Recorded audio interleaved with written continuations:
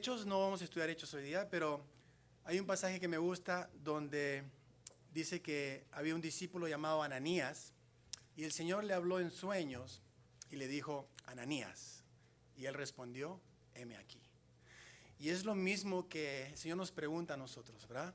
Tenemos que siempre responder con un heme aquí, Señor. Aquí estoy, a pesar del cansancio, a pesar de los problemas, a pesar de las aflicciones, a pesar de todo, Señor, heme aquí. Aquí estoy para ti, ¿verdad? Entonces, vamos hoy día, hermanos, a entrar al estudio de esta noche, capítulo 33 de Génesis. Si traen Biblias ahí, hermano, acompáñenme, por favor. Capítulo 33, y el título de este mensaje de esta noche es Restaurando las heridas del pasado. Restaurando las heridas del pasado. Y si tiene papel y pluma, pues lo animo, ¿verdad? Que tome su pluma y su papel en esta noche porque vamos a estar... Esto se trata, hermanos, de un estudio bíblico. Aquí, cuando venimos los miércoles, venimos a estudiar la Biblia. Y si venimos a estudiar la Biblia, yo le recomiendo que usted agarre papel, pluma, tome sus notas y siempre esté atento, ¿verdad?, a la enseñanza, porque no se debe conformar solamente con la enseñanza, sino que usted debe llegar a casa y repasar nuevamente el pasaje, leer sus notas y estar siempre, ¿verdad?, estudiando y esforzándose por aprender cada día más. Entonces, hermanos, capítulo 33 de Génesis, pero vamos a hacer un pequeño... me gustaría hacer una pequeña rectificación del capítulo anterior, capítulo 32, los que estuvieron aquí en el capítulo 32. Ahí, un poquito más para atrás, en el Génesis 32, 24, una pequeña rectificación. Dice ahí el 24, así se quedó Jacob solo y luchó con él un varón hasta que rayaba el alba, ¿verdad? Vamos a estar explicando eso en este momento. Vamos a orar para abrir el servicio una vez más. Señor Padre, te damos gracias una vez más por la oportunidad que nos das de estar aquí, de poder, Señor, compartir tu santa palabra. Y, Señor, gracias, Padre, por todos aquellos que han venido en esta noche, Señor, dispuestos a aprender de tu palabra, Señor. Bendice este lugar y que tu palabra, Señor, sea expuesta de acuerdo, Señor, a tu verdad, en el nombre de Jesús. Amén y amén. Amén. Entonces... primero vamos a observar unos pequeños versículos. Lo quiero llevar al principio, al Génesis. Y en el Génesis 1 miramos, ya todos sabemos este pasaje, que Dios estaba activo en la creación, ¿verdad? Él está creando. Dice que en el principio Dios creó, ¿qué? Los cielos y la tierra. Entonces el Padre estaba activo en la creación, pero también estaba con él el Hijo y también estaba el Espíritu Santo, ¿verdad? Nosotros creemos fielmente de que el Espíritu Santo, el Hijo y el Padre, la Trinidad estaba activa en la creación, no solamente el Padre. Ahí en Génesis 1:2, no tiene que ir ahí, yo lo voy a leer, dice, la tierra estaba sin orden y vacía, y las tinieblas cubrían la superficie del abismo, y el Espíritu de Dios, dice aquí, se movía sobre la superficie de las aguas. Entonces miramos al Padre en la creación, creando todo, cielos y tierra. El Espíritu Santo también está activo en la creación. Y en el Proverbio 8:30 dice, con él, note aquí lo que dice, con él estaba yo, ordenándolo todo, y era su delicia de día en día, teniendo, dice, solaz, que significa gozo, placer, gusto, delante de él en todo tiempo. Aquí miramos también al Hijo que está activo en la creación, el Padre, el Espíritu Santo y el Hijo en la creación. Y Pablo dice en Colosenses 1:16, porque en él, ¿en quién? En Cristo, ¿verdad? En el Hijo, fueron creadas todas las cosas, las que hay en los cielos, las que hay en la tierra, visibles e invisibles, sean tronos, sean dominios, sean principados, sean potestades. Todo, la palabra aquí es todo, fue creado por medio de Cristo, o sea, de Él, y para Él. Entonces la pregunta es, mucha gente hoy día que no estudia la Biblia, que no estudia la palabra, que no se congrega, no tiene una idea muy clara.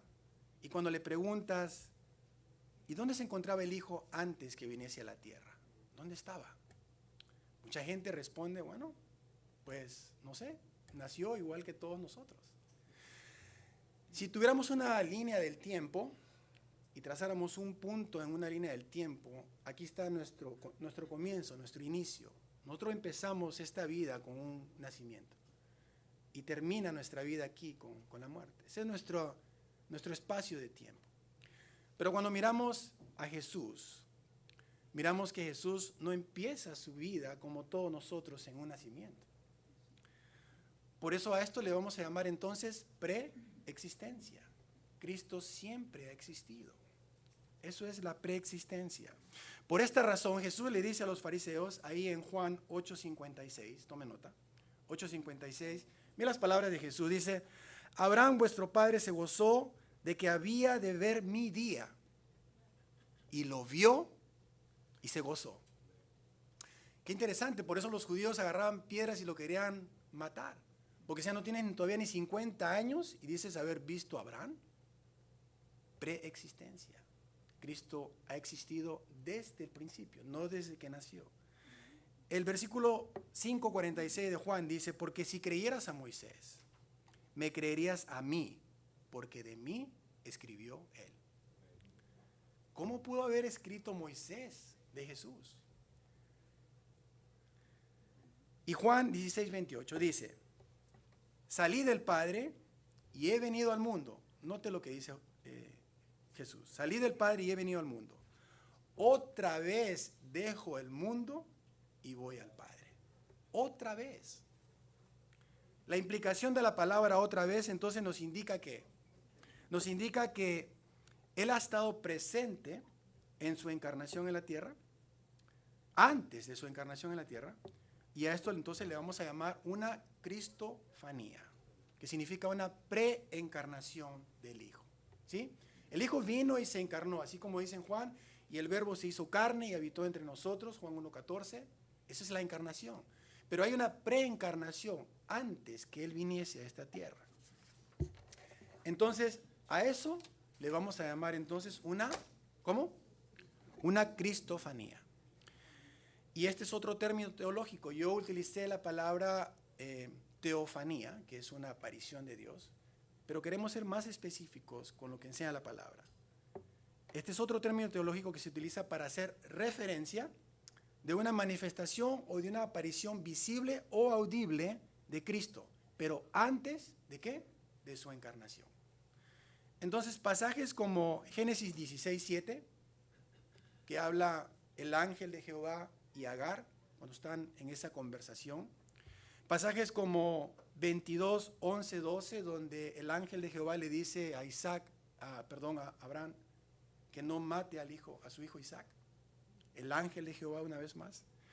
Y el último pasaje que yo tomé, que fue capítulo 12, 32, 24, donde el varón que habla con Jacob, que lucha con Jacob, también todas estas apariciones son manifestaciones de la segunda persona de la Trinidad, que es Cristo Jesús.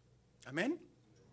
Entonces muchos teólogos afirman que pasajes como los que he mencionado se refieren precisamente a eso, a una cristofanía, una aparición antes de su venida a esta tierra. Amén. Entonces ese es el punto que yo quería rectificar. Amén. Todos estamos entonces de acuerdo. Ahora sí, vamos a entrar al capítulo 33. Y el capítulo de esta noche, ya dijimos, se llama Restaurando las heridas del pasado. Y ahí en el versículo 1 dice: cuando Jacob vio que Esaú venía acompañado de 400 hombres, repartió a los niños entre Lea, Raquel y las dos esclavas. Situó primero a las esclavas con sus hijos y luego a Lea con sus hijos y por último a Raquel y a José. Versículo 33:3 dice: y luego se adelantó a ellos y se inclinó hasta tocar el suelo con la frente 7 veces hasta que estuvo cerca de su hermano. Amén. Miramos que en el capítulo anterior, el capítulo 32, ¿verdad? Nos quedamos ahí, en el momento en que Jacob va a tener ese encuentro, finalmente va a tener ese encuentro después de 20 años con su hermano Esaú. Y miramos todas las condiciones que él va preparando para llegar a este encuentro final con su hermano. Pero sabemos también que la historia nos cuenta de que venían ¿cuántas personas con él? 400 personas con él. Así que el hombre estaba asustado, ¿verdad? Porque no sabía lo que le iba a acontecer. Así que dice aquí en el 33:3 que se inclinó, dice, hasta tocar el suelo 7 veces. Esta acción de inclinarse, hermanos, era una costumbre muy natural en el Medio Oriente, muy natural. Hasta hoy en día los islámicos, los musulmanes, continúan haciendo este tipo de sumisión, este tipo de sometimiento. Se inclinan cuando van a alabar a Dios. Así que esto era muy normal para ellos. Es más, la palabra Islam significa sometimiento. El islamismo, el Islam, eso es lo que significa, sometimiento a Dios. Así que esto fue un gesto de sumisión, y era una señal de profundo respeto hacia su hermano, ya que Esaú era el hermano mayor. Él tenía todo el derecho de ser tratado de esa manera por su hermano. Así que él deja 3 grupos, sus esposas, sus siervas, sus hijos, los divide en 3 grupos, y cuando mira a su hermano que está allá, él agarra, se acerca, se inclina una vez, luego se vuelve a parar, se inclina otra vez, se vuelve a parar, y va a repetir esta acción por 7 veces. Finalmente va a quedar frente a su hermano, cara a cara con su hermano. Así que los gestos corporales, hermanos, tenían un significado muy, muy importante en el Antiguo Testamento, especialmente en esta costumbre oriental. Las vestimentas, los rituales, todo ese tipo de cosas tenían un significado. Estos son gestos, hermanos, gestos corporales. Pero, ¿qué significado tienen estos gestos corporales hoy día? Yo no creo hoy día que Dios esté muy preocupado en que vengamos a la iglesia con corbata o sin corbata, o que vengamos con gorra o sin gorra. Así que hay gente, hermanos, hay gente que todavía, hasta hoy en día, se ha pegado a ese costumbrismo y está lleno de gestos y tradiciones. Y ponen más énfasis en lo externo que en lo interno. Acabamos de pasar el tiempo de Semana Santa. Y ustedes han podido apreciar cómo la gente vive en ese costumbrismo y en esas tradiciones, donde importa más lo exterior que lo interior. Importa más los gestos que yo haga a Dios para llamar su atención que lo que hay dentro de mi corazón, lo que está dentro, lo que Dios ha puesto en mi corazón. La iglesia tradicional enseña lo que es la liturgia.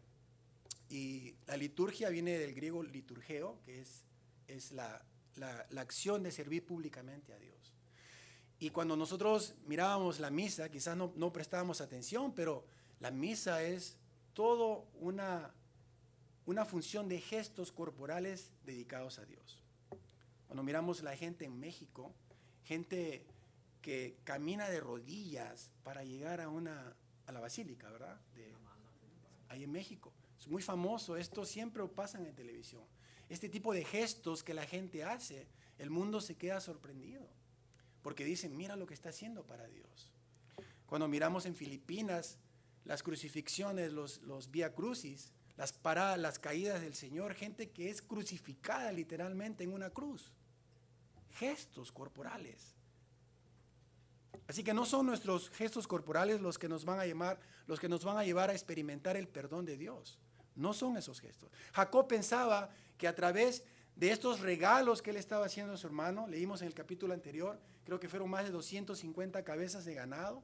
Él pensaba que a través de estos gestos, de estos regalos, de esta sumisión, sometimiento a su hermano, a través de estos gestos, él iba a ser perdonado.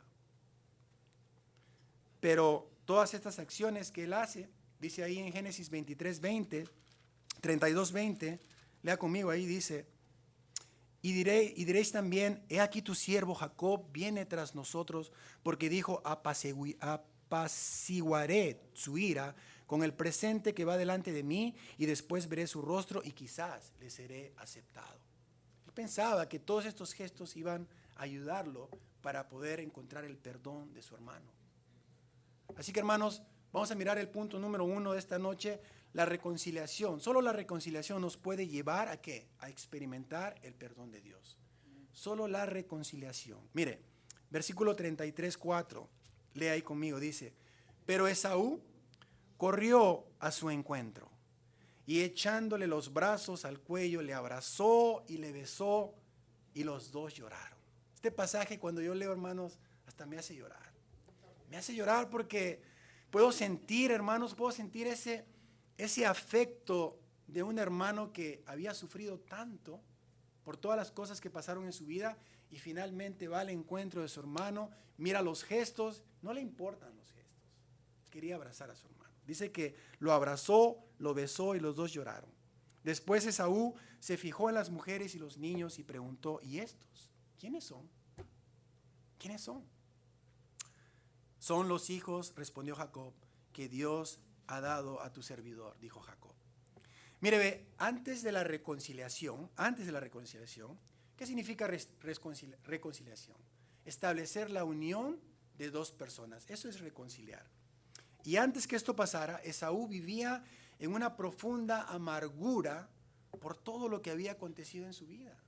Él vivía con una amargura tremenda, y lo hemos mirado en los capítulos anteriores. Así que vamos a ver tres cosas que sucedían con Esaú, tres cosas. Lo primero, se sentía defraudado. Se sentía defraudado. Se sentía decepcionado en su corazón. Dice ahí el versículo, vaya al capítulo 27, 36 para mirar cómo se sentía Esaú antes de encontrarse con su hermano. 27, 36. Dice ahí, ¿estamos ahí? Y Esaú respondió, bien llamaron su nombre Jacob, pues ya me ha suplantado 2 veces y se apoderó de mi primogenitura. Amén. Entonces, hermanos, ¿qué pasó aquí? Que Jacob había perdido lo más valioso que tenía en su vida. Sí, cuando leímos el pasaje quizás él no tuvo verdaderamente importancia por lo que había perdido. Pero ¿cuántas veces en la vida nosotros hemos perdido cosas a las cuales no le hemos dado importancia? Pero después de un tiempo hemos reconocido que lo que perdimos valía mucho. ¿Cuántas veces hemos pasado por situaciones así? Y él fue arrancado de lo que más amaba, que era la primogenitura y la bendición de su padre. Esas 2 cosas fueron arrebatadas de su vida. Y yo te pregunto, hermano, ¿qué es lo que tú has perdido en la vida que verdaderamente te ha causado defraudación, que te ha causado sentirte defraudado o sentirte decepcionado? Hay cosas que quizás hemos perdido en nuestra niñez. Quizás hemos perdido el amor de un padre, el amor de una madre. Quizás hemos perdido nuestra infancia. Tuvimos que trabajar mucho, no pudimos desarrollar una niñez como un niño normal. Quizás de niño te pusieron a trabajar y te robaron tu infancia. O quizás te robaron tu inocencia. ¿Cómo te sentirías, hermano, si eso pasara en tu vida? O si eso es que ha pasado en tu vida. Verdaderamente él se sentía decepcionado, sentía dolor por las cosas que habían pasado en su vida. También se sentía con sed de venganza en su corazón. Vaya ahí al versículo 27, 41. 27, 41. Y dice ahí, y aborreció Esaú a Jacob por la bendición con que su padre le había bendecido. Y dijo en su corazón, llegarán los días del luto de mi padre y yo mataré a mi hermano Jacob. Era tanto el dolor, tanto se había decepcionado y estaba tan defraudado que lo que pensaba era matar a su hermano. ¿Cuántas veces nos hemos sentido así en nuestro corazón?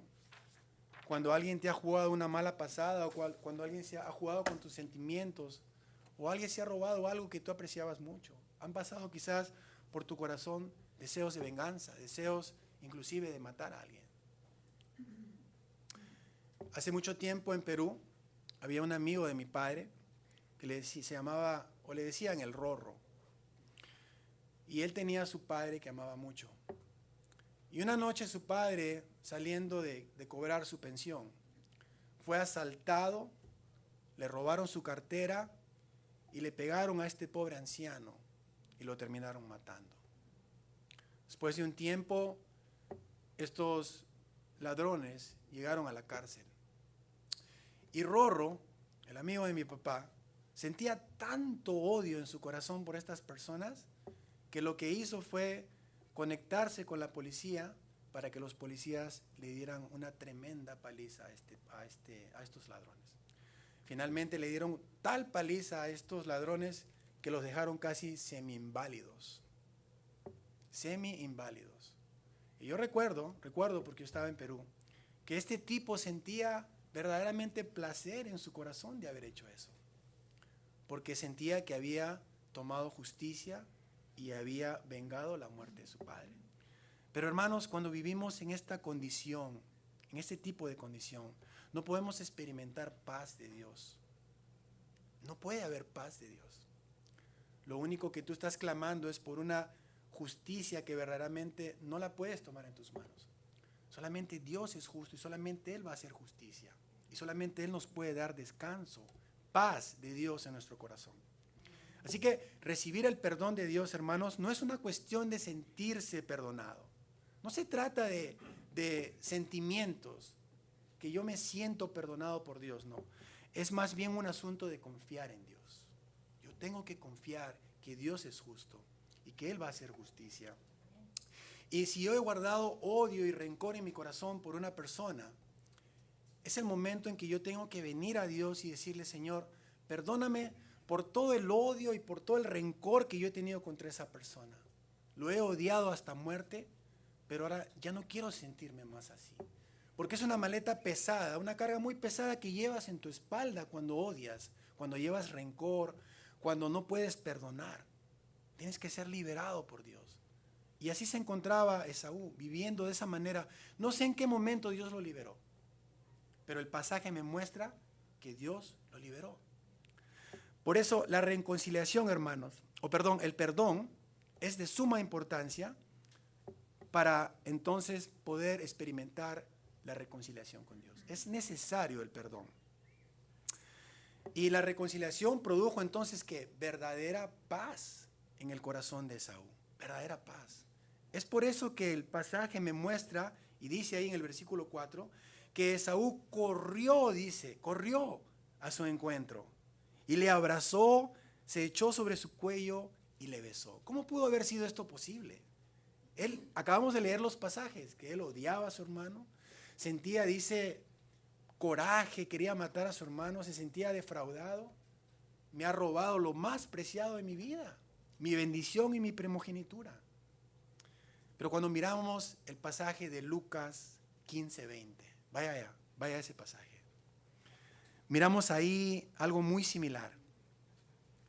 Lucas 15:20.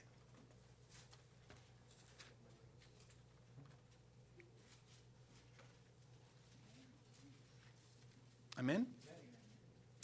Dice aquí la parábola que Jesús habla del hijo pródigo. Y dice en el versículo 20, y levantándose, dice, vino a su padre, y cuando aún estaba lejos, lo vio su padre, y fue movido a misericordia. Y corrió y se echó sobre su cuello y le besó. Qué bonita esa imagen. Es el padre el que mira al hijo y corre, lo abraza del cuello, lo besa y le da su perdón. Qué hermoso, ¿verdad? Mirar esta imagen, porque es la misma imagen que miramos en Esaú. Exactamente igual. Una imagen muy similar del hijo pródigo. Corrió cuando vio a su hermano, lo miró que se acercó 7 veces y él estaba esperando: ya para de estarte levantándote y parándote. Yo te quiero ir a abrazar y te quiero besar, porque te he perdonado en mi corazón. Pero no podemos hacer eso. Hay mucha gente que hoy en día vive en la iglesia, sirviendo en la iglesia. Conozco personas que sirven en el ministerio y todavía tienen odio en su corazón. Todavía tienen odio. Hay personas que dicen: ¿sabes qué? Yo ya he perdonado todo, pero todavía no olvido lo que me hicieron. ¿Cómo es eso? A ver, explíqueme a alguien, yo no entiendo eso. Yo he perdonado todo, dice, todo. Pero todavía no he olvidado lo que me hicieron. Tiene mente histórica. Hay gente así. Dice: te perdono todo lo que me hiciste, todo. Menos eso no te lo puedo perdonar. Entonces, ¿cómo está eso? Es que, ¿sabe qué es lo que pasa? que hay gente que piensa que perdonar significa estar de acuerdo con lo que la otra persona hizo. Y no se trata de eso. Perdonar no significa reconocer que lo que tú me hiciste está bien. Yo voy a seguir diciendo que lo que tú me hiciste no estuvo bien. Pero ahora entiendo que el perdón lo tengo que dar porque Dios también me ha perdonado. Y ahora yo me alineo con lo que Dios dice. Dios dice que debemos perdonar. ¿Para qué? Para ser perdonados. Y cuando nosotros perdonamos, solamente cuando perdonamos podemos experimentar paz. Paz de Dios en nuestro corazón. Así que en 2 Corintios 5, 17 al 20, Pablo dice algo bien interesante. Estamos ahí, 2 Corintios 5, 17. Dice, de modo que si alguno está en Cristo, nueva criatura es. Las cosas viejas pasaron, he aquí son hechas nuevas. Y todo esto, dice, todo esto proviene de Dios, quien nos reconcilió consigo mismo por Cristo y nos dio el ministerio de la reconciliación, que Dios estaba con Cristo reconciliando consigo al mundo, no tomándoles en cuenta a los hombres sus pecados, y nos encargó a nosotros la palabra de reconciliación. Así que somos, ¿qué? Embajadores. En nombre de Cristo, como si Dios rogase por medio de nosotros, dice Pablo, os rogamos, en nombre de Cristo, reconciliados con Dios. Qué importante, hermanos, es estar reconciliados con Dios primero para entonces poder perdonar a otras personas. No podemos perdonar si primero no hemos reconciliado con Dios.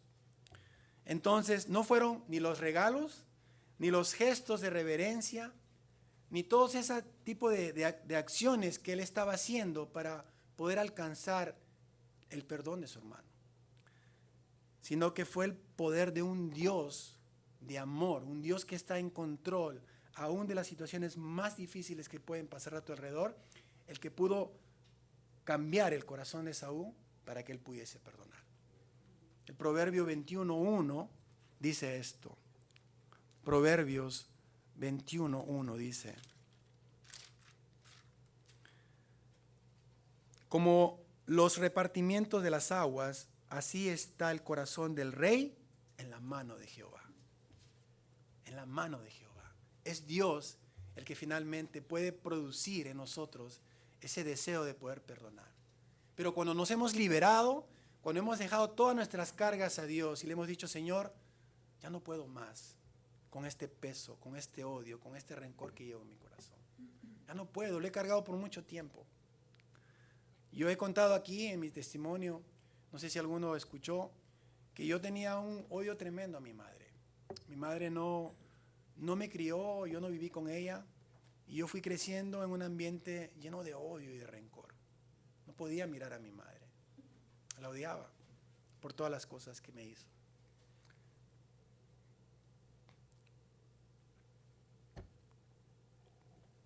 Pero después pude experimentar el amor de Dios en mi vida y pude perdonar a mi madre. Y hoy en día todo ha quedado enterrado. No hay ningún rencor en mi corazón hacia ella. Y amo a mi madre. Amo a mi madre. Vaya conmigo al capítulo 33 de Génesis. Vamos a continuar. Versículo 6, 33, 6. Dice ahí: entonces, las esclavas y sus hijos, 33:6, ¿verdad? Vinieron las siervas, dice aquí, luego vinieron las siervas a ellas y sus niños y se inclinaron. Y vino Lea con sus niños y se inclinaron, y después llegó José y Raquel y también se inclinaron. ¿Qué pasó aquí? Después que él se abrazó con su hermano y se besaron y todo parecía que estaba ya todo bien, de repente volteó y miró a toda su familia que vinieron y también ellos hicieron los mismos gestos corporales que hizo Jacob, también lo hicieron ellas.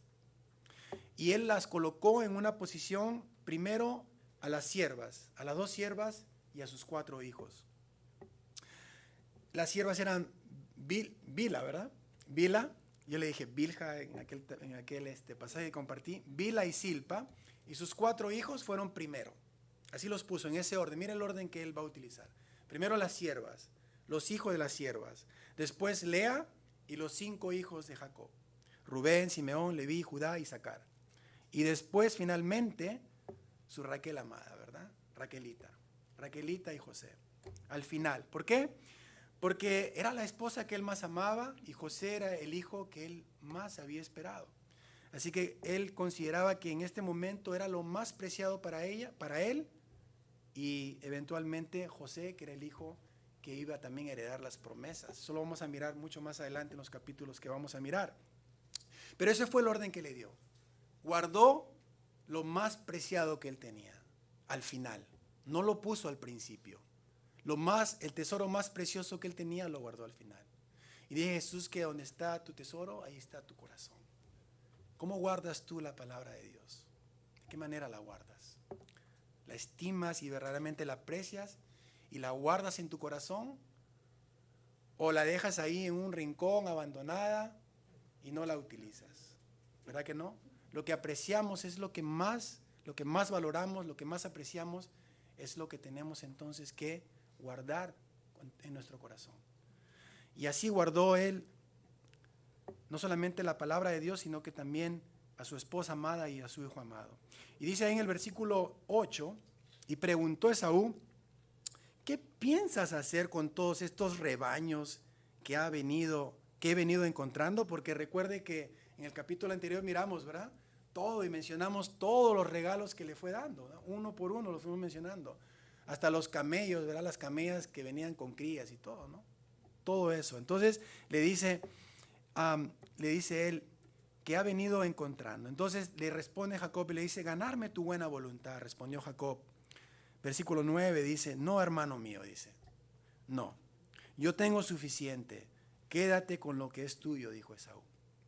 Pero Jacob insistió, no, por favor, si me he ganado tu buena voluntad, acepta este regalo, pues verte en persona, dice, es como ver a Dios mismo, ya que tú me has recibido muy bien. Te ruego pues que aceptes el regalo que te he traído, pues Dios me ha hecho rico y nada me falta. Tanto insistió Jacob, ¿verdad? Tanto insistió que finalmente Esaú terminó aceptando su regalo. Pero note ahí en el versículo 9, dice, suficiente tengo yo, hermano mío, sea para ti lo que es tuyo. Él no quería recibir el obsequio de su hermano. No quería recibirlo. Por diferentes circunstancias. Mire, otra vez más, en la cultura oriental, en el Medio Oriente, la aceptación de los regalos se sucedía por 2 razones. Bueno, van a haber más razones, pero vamos a mencionar 2, las 2 más importantes. Primero, cuando el regalo venía, el obsequio, el regalo venía de parte de un superior o de parte de una persona importante, la aceptación del regalo implicaba prueba de amistad. Esa era la prueba de amistad. Cuando yo recibía tu regalo, si tú eres una persona importante, para mí eso demostraba amistad entre tú y yo. Pero cuando el regalo venía de parte de un enemigo, entonces eso era sinónimo de reconciliación. Entonces Jacob, muy astuto, él sabía que si su hermano aceptaba el regalo, él iba a estar seguro en su corazón de que su hermano lo había perdonado. Sabemos que él era muy astuto.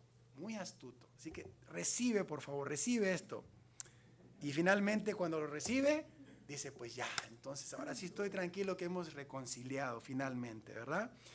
Entonces por ambos motivos fue que Jacob ansiaba tanto que su hermano recibiese el regalo. Y la aceptación de Esaú, entonces, le da la prueba más firme de que su hermano ya lo había perdonado y todo estaba finiquitado. De la misma manera, hoy en día, hermanos, también nosotros hemos sido reconciliados con Dios, ¿verdad? Amén. A través de la fe en Cristo. Y ya no hay nada más que tú y yo podamos hacer para ganar la voluntad de Dios. No hay nada que hacer, ni caminar de rodillas, ni caernos 3 veces de la cruz, ni hacer miles de obras, porque la muerte sustitutoria de Cristo ha pagado el precio para todos nosotros. Amén. Hebreos 10:12 dice, pero Cristo habiendo ofrecido una vez y para siempre un solo sacrificio por los pecados, uno solo, se ha sentado a la diestra de Dios. Gloria a Dios, hermanos, que no tenemos que trabajar y esforzarnos por nuestra salvación.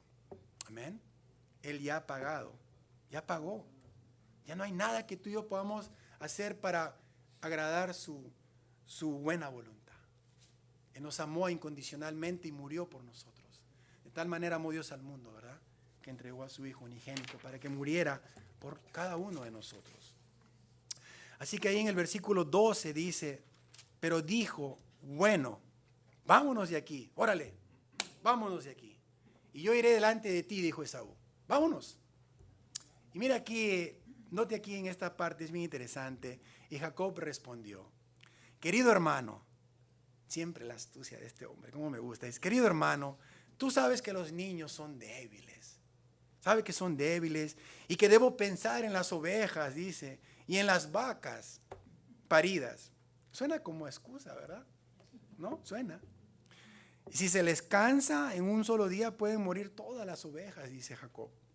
Es mejor que tú te adelantes a este servidor tuyo y yo iré poco a poco al paso de los animales que van delante de mí y al paso de los niños hasta reunirme contigo en Seir. ¿Recuerda la montaña de Seir? ¿Recuerda el capítulo anterior? Cuando vino él a buscar a su hermano, ¿qué fue lo primero que hizo? Dice que envió ¿qué? ¿Envió qué? ¿No estaban aquí la semana pasada? Envió personas a que fueran a buscar a su hermano para saber cómo estaba la situación de su hermano. Entonces, cuando fueron estos mensajeros, fueron y miraron dónde estaba su hermano y dice que su hermano vivía, dice el pasaje 32, que su hermano vivía en... ¿dónde está ese pasaje? Vivía en las montañas de Seir. Recuerdo dónde está la parte esta. Creo que fue en el 31, ¿verdad, Tony? 31 o 32. 31. Pero bueno, ese era el lugar donde él estaba habitando, en las montañas de Seir, ¿verdad? Y note aquí que los que habitaban en las montañas de Seir era una raza llamada los Oteos. Los Oteos aparecen como un pueblo del Antiguo Testamento y estos fueron los originales habitantes del monte de Seir. Fue en el tiempo de Abraham, ahí en el Génesis, en el tiempo de Abraham, donde finalmente estos personajes Oteos van a ser poco a poco siendo eliminados de su lugar natal, que son las montañas de Seir. Y después va a venir entonces Esaú y va finalmente a reemplazarlos por los edomitas, que son los descendientes de Esaú. Ahí en Deuteronomios 2:12 habla de esto. Pero entonces ese era el lugar donde habitaba Esaú, un lugar montañoso, un lugar de guerra, un lugar donde habitaba gente de guerra, gente mezclado con otros pueblos. Y es ahí donde Esaú va a regresar. Ese es su 32:3, o ahí dice, y envió Jacob mensajeros delante de sí Esaú, hermano, a la tierra de Seir, campo de Edom. Gracias, hermano. Entonces, este es el lugar donde habita Esaú. Y ahí es donde él quiere llevar a su hermano también. Entonces, el ambiente definitivamente del lugar donde vivía su hermano no era un ambiente apropiado para Jacob. Jacob venía con su esposa, con 11 hijos y muy bendecido. Y él entendía y sabía que ese lugar no era el lugar más apropiado para él. Es como que hoy en día, hermanos, tú seas invitado a vivir, qué sé yo, no hay nadie aquí de Los Ángeles, ¿no? Para que no se vayan a ofender de repente el este de Los Ángeles, ¿verdad? Imagínate que tú te movieses para allá, donde hay, pues, bandidos disparando y que sales y las balas pasan por ahí y tus hijos ahí. No sería un lugar apropiado, ¿verdad? Yo creo que él pensó, o vamos a poner Santana, pues, donde yo vivo, en Santana. Ahí en el downtown, ¿verdad? Donde hay puros homeless, donde hay puros ladrones que andan cuidando de tu cartera, que no pase nadie por ahí. Imagínese un lugar así. Yo creo que a nadie le gustaría vivir en un lugar donde no es un lugar seguro, ¿verdad? Y sobre todo donde no hay un ambiente seguro para tus hijos. Lo mismo pensaba él. Y mira lo que dice en el versículo 15, vuelvo ahí al 33:15. Dice, bueno, dijo Esaú, permíteme dejarte algunos hombres de los que vienen conmigo. Uno de mis guaruros, ¿verdad? De los 400 que venían ahí. Y dijo él, no, no, por favor, dice. No, no le dijo un no así muy fuerte. No, no, no, no, por favor, le dice. ¿Para qué te molestas? Le dijo, hermano, ¿para qué te molestas? Y dice ahí el versículo 16 que aquel mismo día regresó Esaú a Seir. Se fue.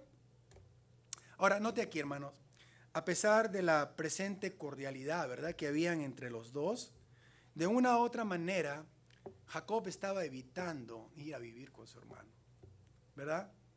Pero lo hizo de una manera muy sutil, ¿verdad? Versículo 13 y versículo 15, mire ahí en el versículo 13 dice, mi señor sabe que los niños, ya lo leímos, le pone la excusa de las ovejas paridas y todo esto, y luego le dice, ¿para qué te molestas, hermano? Le puso dos excusas muy, muy sutiles, ¿verdad?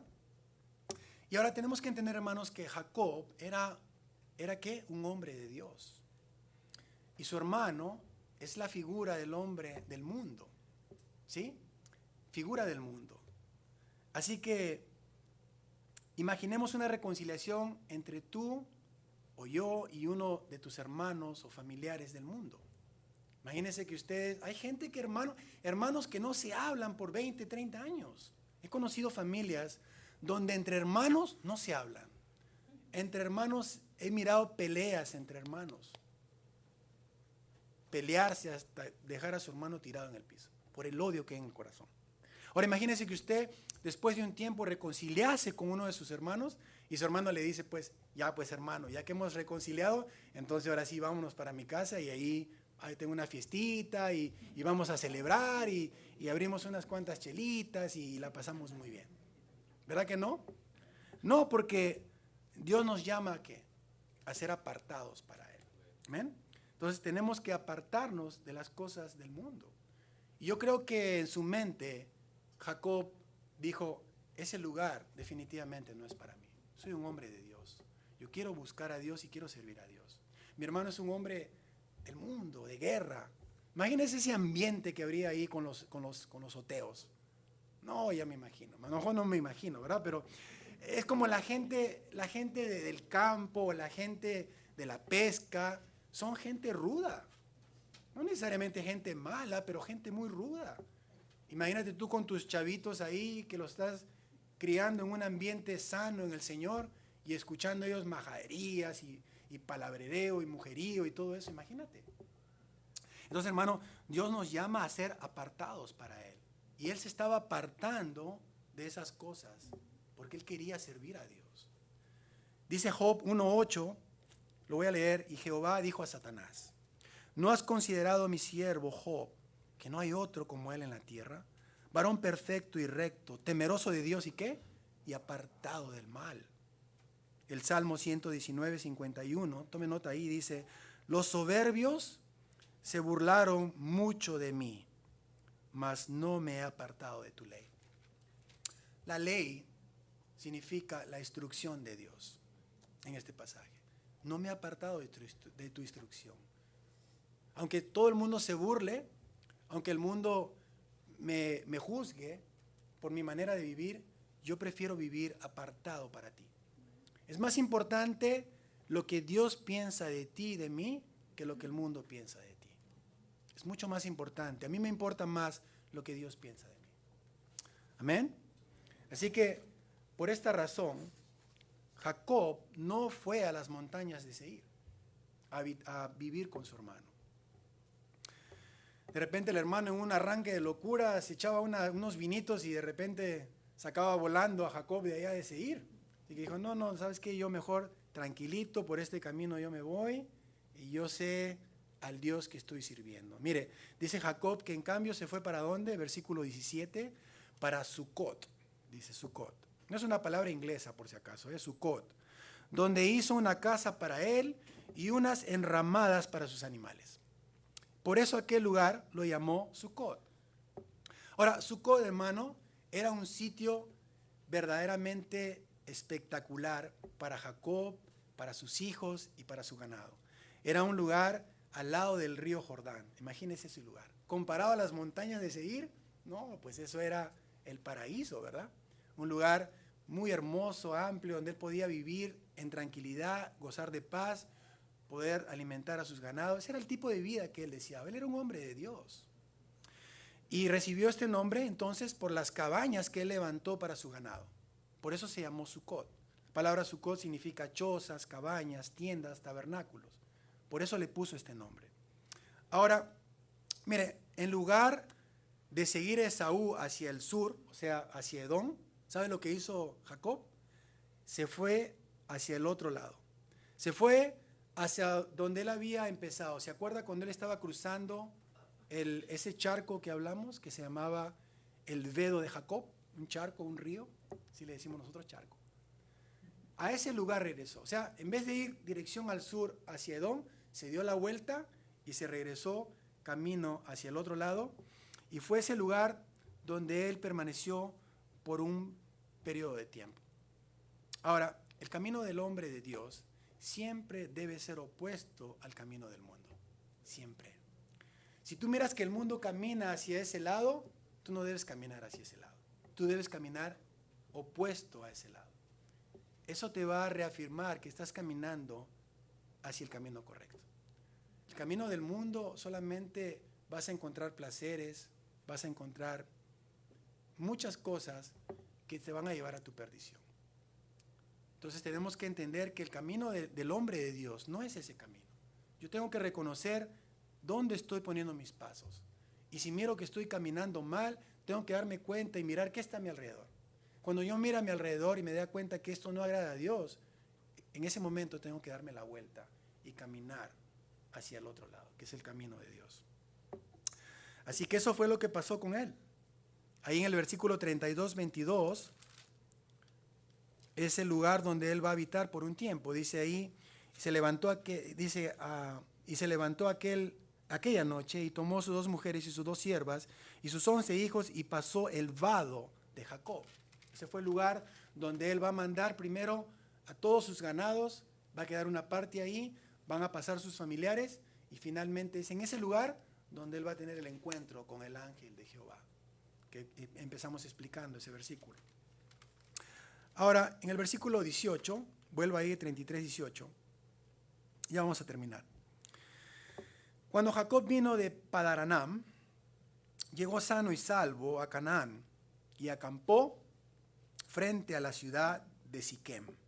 Versículo 19, por 100 monedas compró un terreno a los hijos de Amor, el padre de Siquem, y ahí montó su campamento y después construyó un altar y lo llamó Elohé Israel.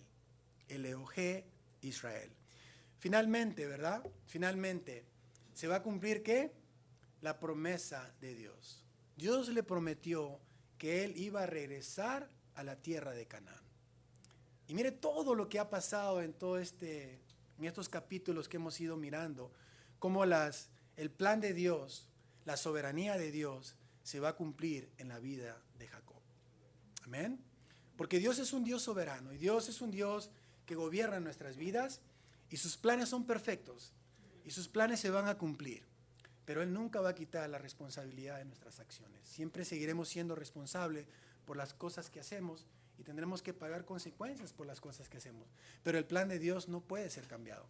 Finalmente llega aquí a este lugar y Él escoge un sitio llamado Siquem, ahí en las tierras de Canaán. Esta fue la ciudad habitada por los cananeos, ubicada a unos 60 kilómetros al norte de la ciudad de Jerusalén. Ahí es donde él, finalmente, entre los montes de Ebal y Jerezín, es donde él va a pasar mucho tiempo en este lugar, y es aquí donde él va a hacer un altar a Dios, identificándolo como Elohé Israel, que significa Dios, Dios de Israel. Amén. ¿Por qué no cierras tus ojos? Vamos a concluir este estudio. Padre, Señor, te damos gracias una vez más por este estudio, Señor. Y Señor, yo no sé cómo está la vida de cada uno de mis hermanos en esta noche, Señor, pero tú conoces el corazón de cada uno de ellos. Si Dios te ha hablado en este mensaje, si todavía hay rencor en tu corazón, si todavía hay algo que tengas que perdonar en tu corazón, Dios te invita a reconciliar en esta noche con Él. Abre tu corazón. Dile, Señor, ahí en tu corazón, en la intimidad con Dios, dile, Señor, perdóname en lo más profundo de mi corazón. Si es que he tenido rencor o odio contra alguien, Señor, te pido en esta noche que, por favor, cierres esas heridas. Señor, que tú puedas restaurar ese dolor tan fuerte que hay en mi vida, Señor. Ese dolor que hay en mi infancia, ese dolor que tuve con una madre, con un padre injusto, Señor, que no supieron darme ese amor que tú solamente me puedes dar. Señor, te pido en esta noche que tú reconcilies, Padre, en el nombre de Jesús, todo dolor, toda pena, todo remordimiento, todo odio, Señor, que quede eliminado, Señor, del corazón de cada uno de mis hermanos. El Señor te invita en esta noche a que tú reconcilies con Él. Él es un Dios de amor que está dispuesto a abrir sus brazos, a correr hacia ti, abrazarte y besarte y decirte te amo porque eres mi hijo y porque te he salvado con mi sangre preciosa. Señor, ten compasión y misericordia de nosotros, Señor. Y que tu Espíritu Santo haga su obra, esa obra, Señor, divina que solamente tú nos puedes dar, Padre. Gracias, Señor, una vez más por este mensaje, en el nombre de tu Hijo Jesucristo.